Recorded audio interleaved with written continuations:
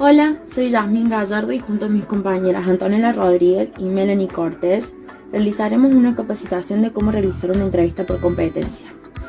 Bueno, lo que buscan las empresas es mejorar el rendimiento de las personas incorporando nuevas herramientas para la selección del personal.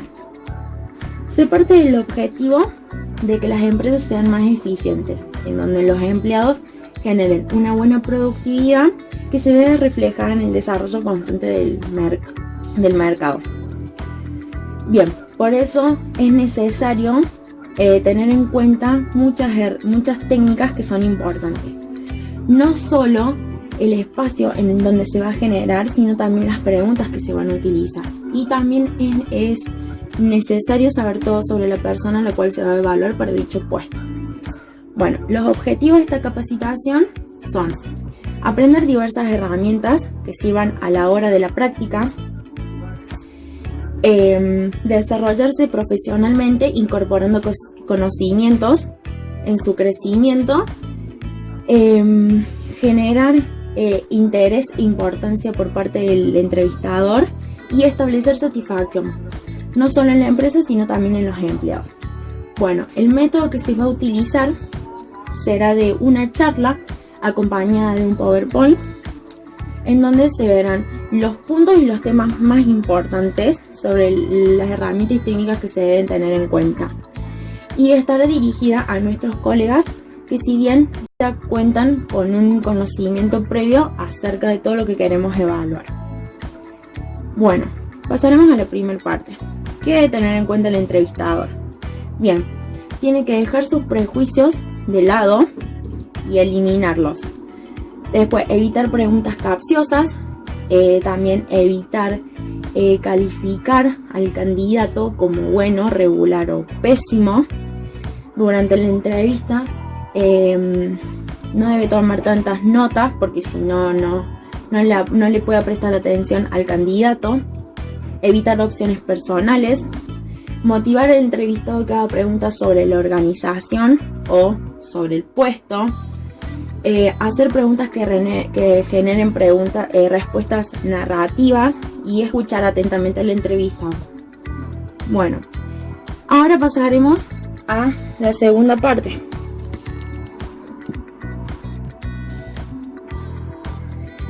Que son las etapas que debe tener en cuenta una entrevista. Bueno, la primera etapa es la preparación de la entrevista. Es donde se eligen las preguntas que se van a realizar. Después está el ambiente en el cual se realizará. El ambiente en el cual se realizará es cómo el entrevistador se va a preparar para que el candidato se sienta cómodo en el espacio y pueda soltarse libremente. Después está el desarrollo. En el desarrollo es donde se realizan las preguntas concretas acerca de la experiencia profesional que tiene, también sobre la educación y sobre inquietudes personales. Bien, en el cierre, el entrevistador realiza un resumen, ¿sí?, a modo de cierre, sobre lo que fue la entrevista. En la evaluación el entrevistador se fija en los errores que tuvo, en cómo fue visto en la entrevista y en las cosas que debe mejorar el candidato. Y la tercera etapa, que son los tipos de entrevista. Bueno, esta es la entrevista totalmente estandarizada, que es cuando las preguntas están bien estructuradas y ya están con un formato previo. Después está la entrevista estandarizada con respecto a las preguntas, que es cuando solamente están formuladas las preguntas y se necesita un formulario, un cuestionario para realizar la entrevista. Después está la entrevista dirigida, que es cuando las preguntas cuando las respuestas a las preguntas son para responder libre o abiertamente. Y la entrevista no dirigida es cuando las preguntas no tienen un formato previo y surgen de la mente a medida de los intereses que tiene el entrevistador. Tipos de preguntas que se hacen en una entrevista.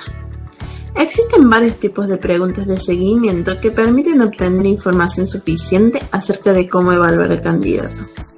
Una de ellas son las preguntas de comportamiento. En ellas se le pide al candidato que describa una experiencia o una situación o un ejemplo adecuado. Y las preguntas que se le pueden hacer son como, por ejemplo, hábleme de una situación específica en la que usted utilizó ese enfoque.